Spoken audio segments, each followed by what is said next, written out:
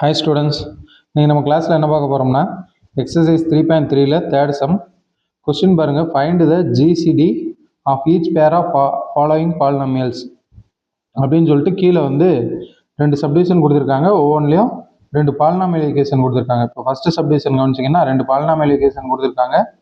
Whose LCM is அப்படின்னு சொல்லிட்டு அதோட எல்சிஎம் கொடுத்துருக்காங்க. அந்த ரெண்டு பாலினாமியல் ஈக்குவேஷனோட எல்சிஎம் கொடுத்துருக்காங்க. நம்மளை வந்து ஜிசிடி ஃபைண்ட் பண்ண சொல்கிறாங்க. அப்போ நம்ம இதுக்கு முன்னாடி பார்த்த அந்த செகண்ட் சம்மில் வந்து எல்சிஎம் ஃபைண்ட் பண்ணியிருப்போம். கொஸ்டினில் வந்து ஜிசிடி கொடுத்துருந்தாங்க. இங்கே எல்சிஎம் கொடுத்துட்டு ஜிசிடி கேட்குறாங்க. அப்போ நம்ம ஃபஸ்ட்டு சப்டிவிஷன் பார்க்கலாம். கொடுத்துருக்க பாலினாமியல் ஈக்குவேஷனில் ஒன்று வந்து எஃப் ஆஃப் எக்ஸ்ன்னு எடுத்துக்கலாம். Let F of X equal to 12 into X power 4 minus X cube. இதுலேருந்து எதை காமனாக வெளியில் எடுக்க முடியும்னு பார்க்கலாம். அதாவது எஃப் ஆஃப் எக்ஸ் எடுத்து எழுதின உடனே அப்படியே வச்சுக்காம அதை வந்து ஃபேக்டரைசேஷன் பண்ணிடலாம். ஃபேக்டரைசேஷன் பண்ணிட்டா நம்மளுக்கு கேன்சல் பண்ணுறதுக்கு ஈஸியாக இருக்கும். அப்போ 12 அப்படியே இருக்கட்டும். எதை காமனாக வெளியில் எடுக்க முடியும்? எக்ஸு கியூபை காமனாக வெளியில் எடுக்கலாம். அப்போ ரிமைனிங் ப்ராக்கெட்டுக்குள்ளே எக்ஸ் மைனஸ் ஒன்னுன்னு கிடச்சிடும். இது வந்து எஃப் ஆஃப் எக்ஸு.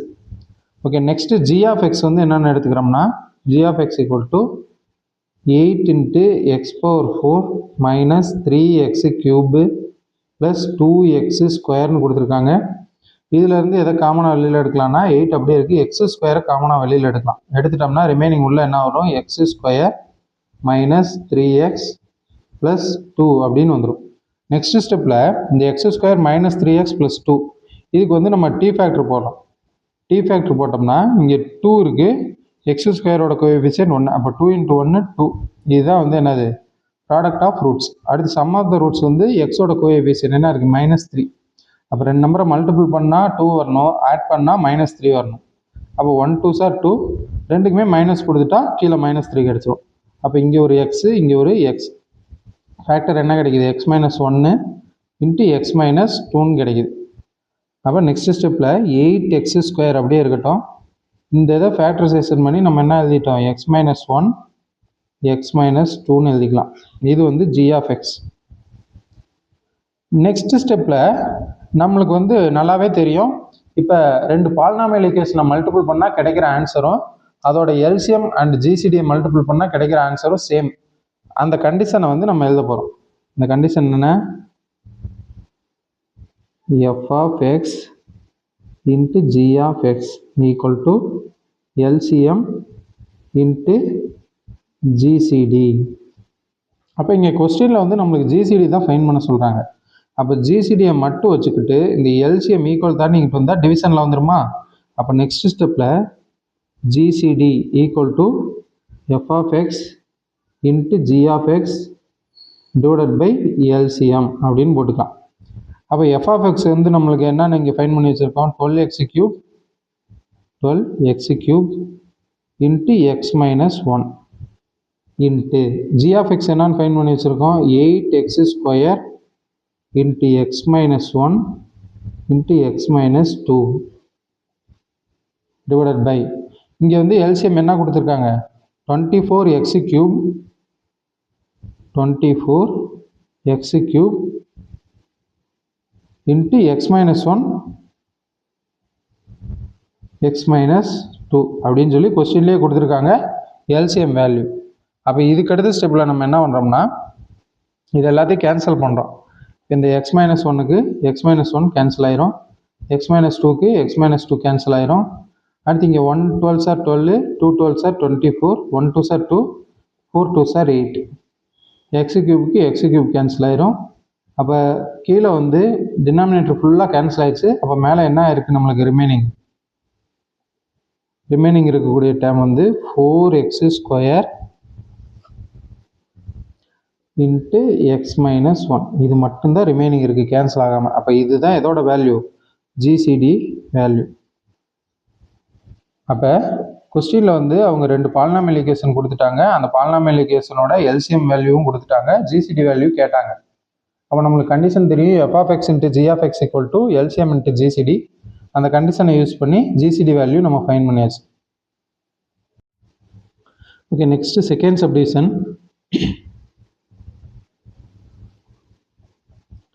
ஃபஸ்ட்டு கொடுத்துருக்கிறத எஃப் ஆஃப் எக்ஸ்ன்னு எடுத்துக்கலாம். இதை வந்து g of xன்னு எடுத்துக்கலாம். அதோட எல்சிஎம் வேல்யூ இங்கே கொடுத்துருக்காங்க.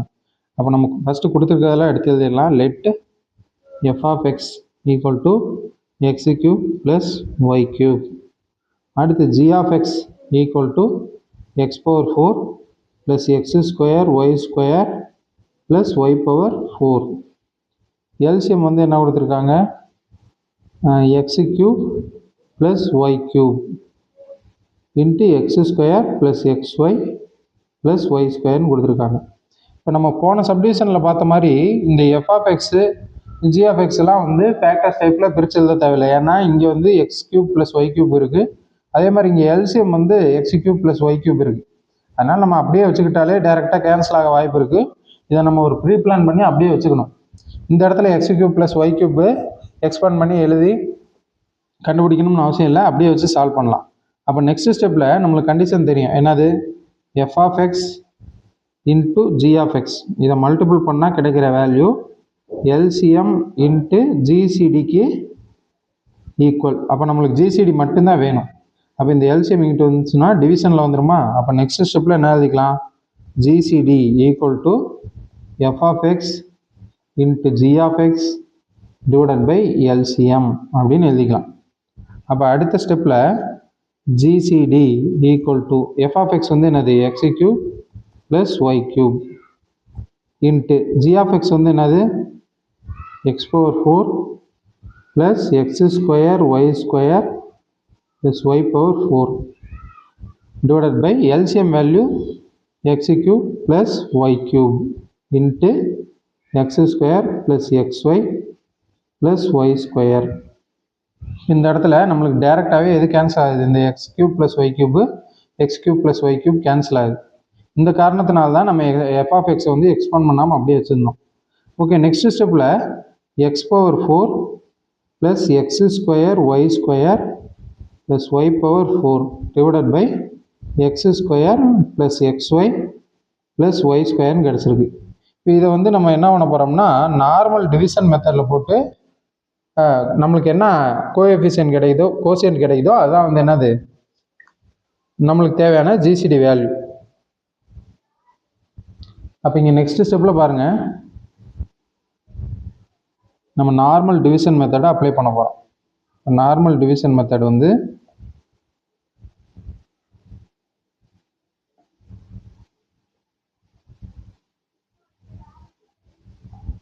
ரைட், இங்கே வந்து டிவைடண்ட் வந்து என்னது, X power 4 plus X square Y square plus Y power 4.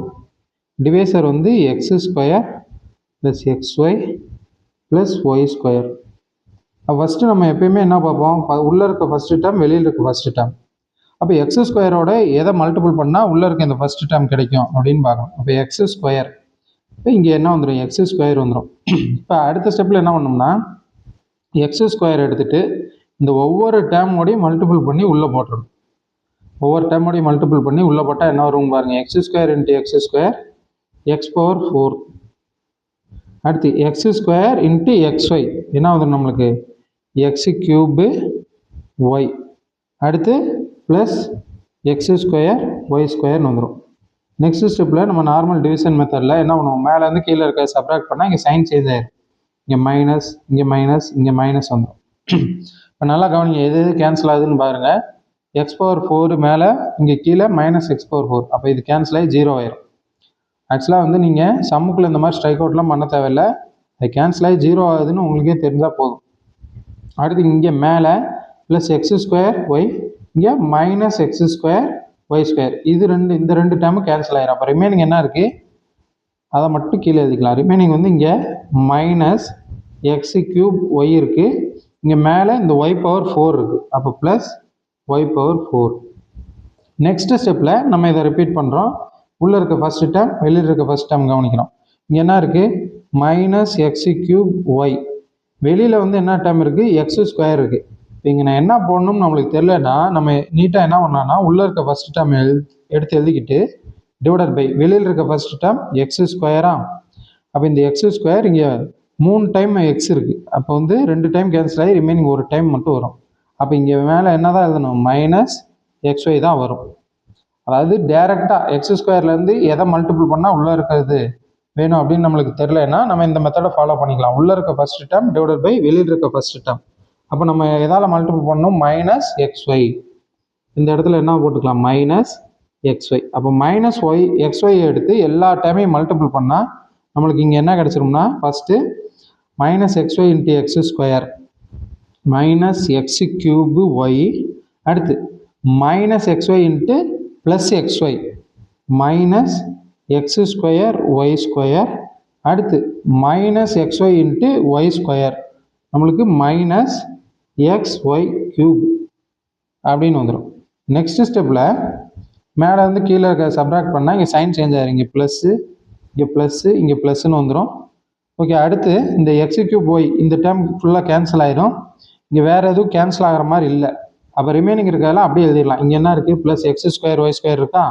அப்போ எக்ஸ் ஸ்கொயர் ஒய் ஸ்கொயர் அப்படியே வந்துடும். அடுத்து இங்கே ப்ளஸ் எக்ஸ் ஒய் கியூப் அதுவும் அப்படியே வந்துடும்.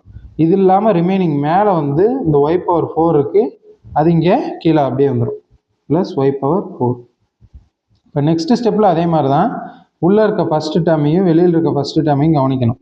அப்போ எக்ஸ் ஸ்கொயர் ஒய் ஸ்கொயர் உள்ளே இருக்குது, வெளியில் வந்து எக்ஸ் ஸ்கொயர் இருக்குது. அப்போ இந்த எக்ஸ் ஸ்கொயருக்கு எக்ஸ் ஸ்கொயர் கேன்சல் ஆனால் என்ன வந்து ரிமைனிங்? Y square. அப்போ இங்கே என்ன தான் போடணும்? Plus Y square. அப்போ ப்ளஸ் ஒய் ஸ்கொயர் போட்டு எல்லா டேர்மோடையும் மல்டிபிள் பண்ணால் X square Y square first வரும். எக்ஸ் ஸ்கொயர் ஒய் ஸ்கொயர், அடுத்து plus X Y cube plus Y square into Y square Y power 4. அப்போ மேலேருந்து கீழே இருக்க சப்ராக்ட் பண்ணால் எல்லாமே சைன் வந்து என்ன ஆயிரும்? சேஞ்ச் ஆயிரும். அப்போ சைன் சேஞ்ச் ஆனால் டோட்டலாக எல்லாமே கேன்சல் ஆகி இங்கே கீழே வந்து என்ன வந்துடும்? ரிமைண்டரு 0 வந்துடும். அப்போ நம்மளுக்கு மேலே இருக்க இந்த கோஷியன்ட் கிடச்சிருக்குல்ல, இதுதான் வந்து நம்மளுக்கான ஆன்சர். ஏன்னா இங்கே வந்து ஜிசிடி வந்து எதோட நிறுத்தணும்? X power 4 plus X square Y square plus Y power 4 divided by x square plus X y plus y ஸ்கொயரா? அப்போ ரெண்டையும் டிவைட் பண்ணி நம்ம என்ன ஆன்சர் கொண்டு வந்திருக்கோம்? Equal to x square minus x y plus y ஸ்கொயர்னு கிடச்சிருக்கு. இதுதான் ஜிசிடி வேல்யூ. அவங்க கொடுத்துருந்த ரெண்டு பாலினாமியல் ஈக்குவேஷனுக்கான ஜிசிடி வேல்யூ. அப்போ இந்த தேர்ட் சம்மை பொறுத்த வரைக்கும் 2 சப்டிவிஷன் கொடுத்துருந்தாங்க. அதில் வந்து 2 பாலினாமியல் ஈக்குவேஷன் கொடுத்துட்டாங்க, எல்சிஎம் வேல்யூ கொடுத்துட்டாங்க, ஜிசிடி வேல்யூ கேட்டாங்க. நம்ம F of X into G of X equal to LCM into GCD அந்த கண்டிஷனை வச்சு 2 சப்டிவிஷனுக்குமே ஜிசிடி வேல்யூ ஃபைன் பண்ணிட்டோம். Okay, thank you.